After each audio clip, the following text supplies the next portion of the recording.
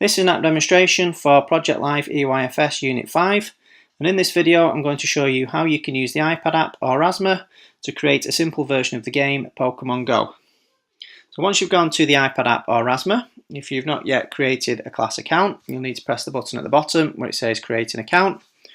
Once you've got your class account set up and you're ready for pupils to start making the game, they'll need to get their digital leader or their adult to log in for them. So just need to press the login button at the bottom, and then to log in you just need to put in the username and the password. Now prior to this stage, pupils should have saved the images of their 8 different Pokemon characters to their iPad. They should have also marked on the classroom plan where they will hide each of their 8 different Pokestop signs. They'll also need access to their 8 different Pokestop signs printed out and in front of them.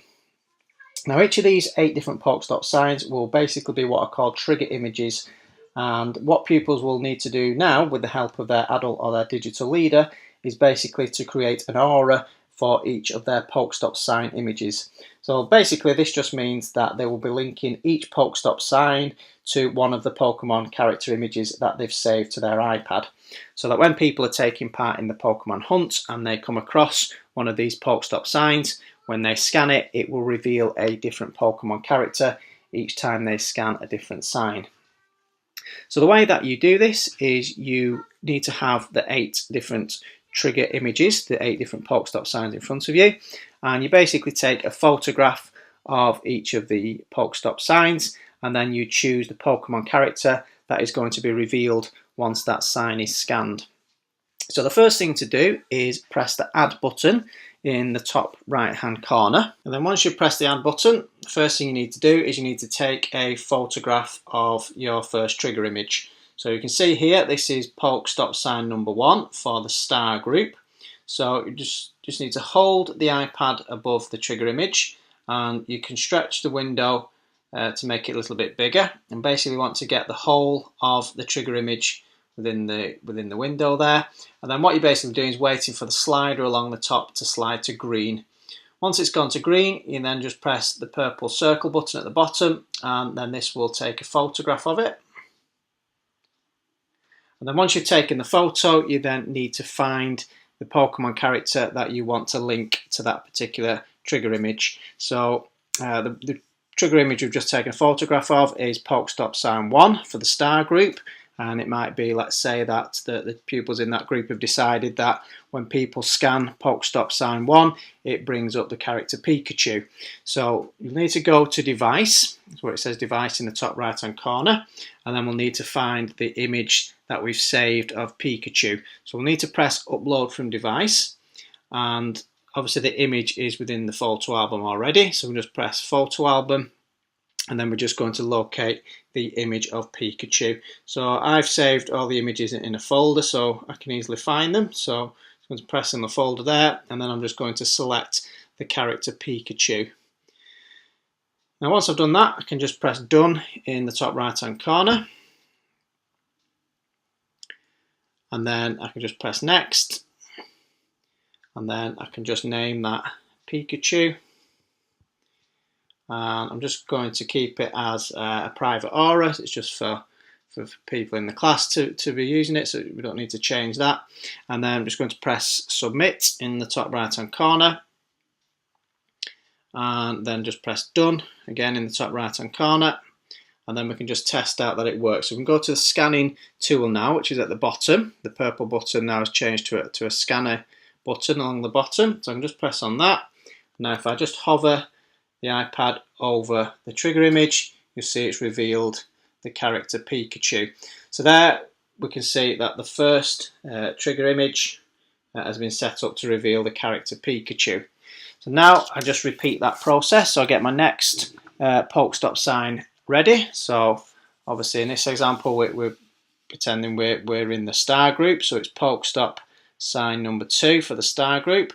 So, and then it's just a case then of just repeating the process again. So it's going to the add button in the top right hand corner, taking another picture, so this time we're photographing Pokestop 2, and then once the slide has gone to green, we can press the purple button to capture that photograph, and again we just go to device, and this time we're going to upload our next Pokemon character. So we'll say this time we are wanting Pokestop 2 to reveal a different Pokemon character. So this time we'll say that Pokestop 2 is going to be where Sandshrew is hiding. So that's the second one there. So I'm just going to select him.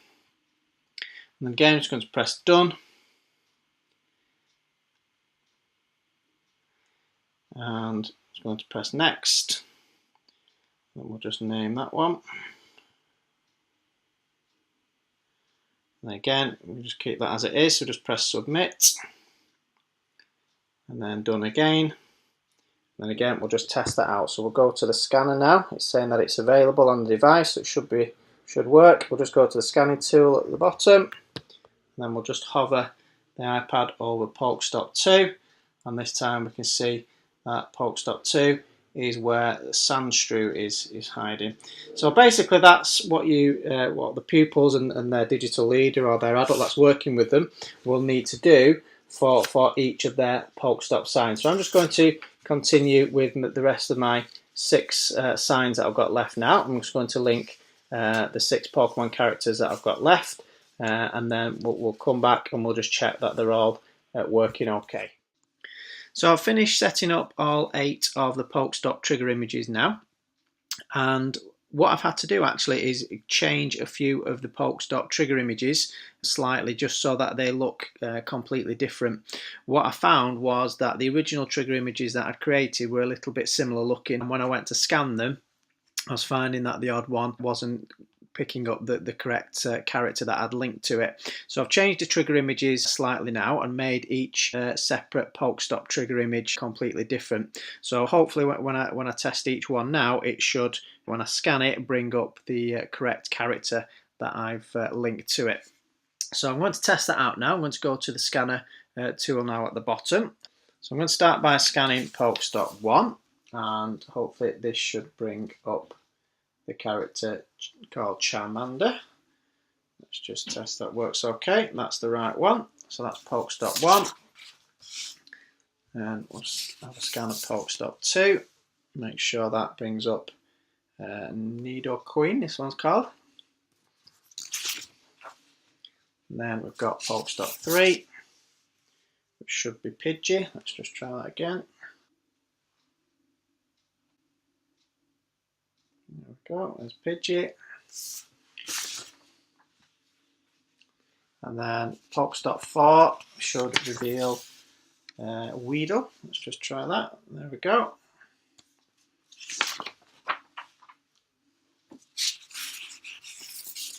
And then Pokestop 5 should reveal Machamp.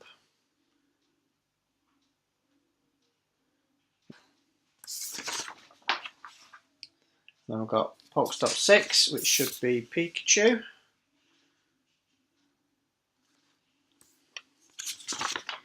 And then we've got Pokestop 7, which I've linked to Sandshrew. So when people scan Pokestop 7, they should find Sandshrew.